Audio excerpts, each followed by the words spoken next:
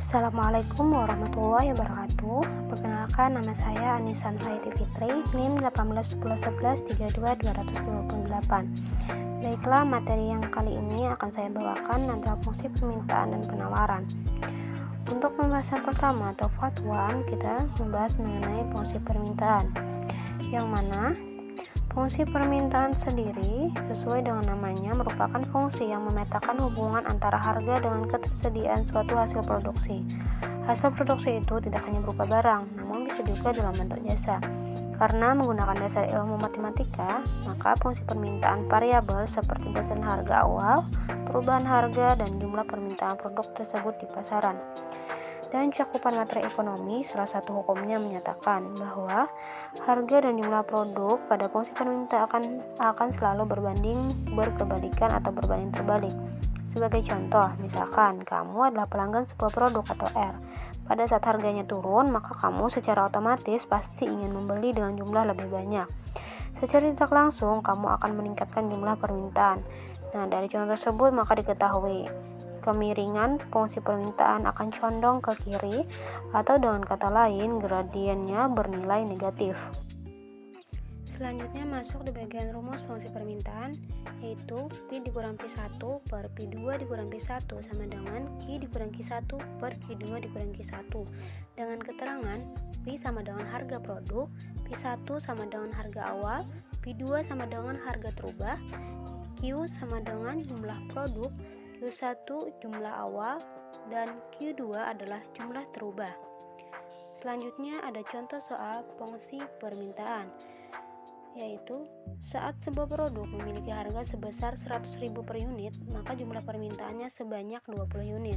Namun ketika harganya turun menjadi 80.000 per unit, jumlah permintaannya menjadi 40 unit.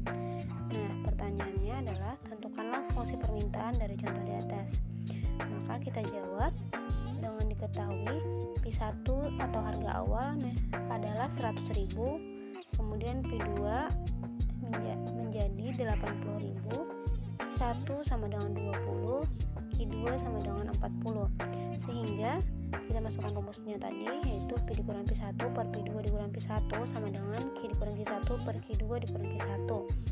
P sama dengan P1 nya adalah 100.000 per P2 nya adalah 80.000 dan P1 nya adalah 100.000 sama dengan Q dikurang Q1 nya adalah 20, Q2 nya adalah 40 dan Q1 nya adalah 20. Maka P dikurang 100.000 per 80.000 dikurang 100.000 yaitu menjadi minus 20.000 sama dengan Q dikurang 20 per 40 dikurang 20 adalah 20.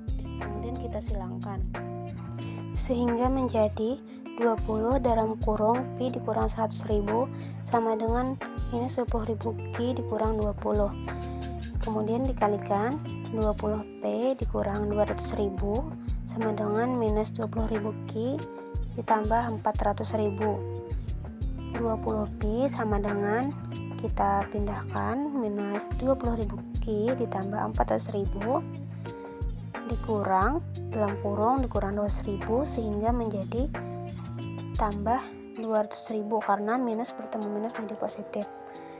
20Pi sama dengan minus 20.000 Q ditambah 2.400.000. Pi sama dengan minus 1.000 Q ditambah 120.000 sama dengan 120.000 dikurang 1.000 Q.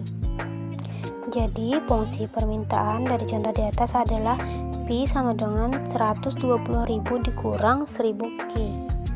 Dari contoh soal di atas bisa diketahui bahwa pada fungsi permintaan harga atau Pi akan semakin turun dari nilai awal 80.000 jika jumlah produk atau Q terus meningkat. Selanjutnya masuk bagian bahasan part 2 mengenai fungsi penawaran. Oke, pembahasan yang kedua mengenai fungsi penawaran, yang mana kebalikan dari fungsi permintaan, di mana hukumnya mempunyai kaidah berbanding lurus antara harga dengan jumlah produknya, atau dengan kata lain keduanya meningkat secara serentak, sehingga memberikan gambaran bahwa fungsi penawaran memiliki gradien positif atau kurvanya condong ke kanan.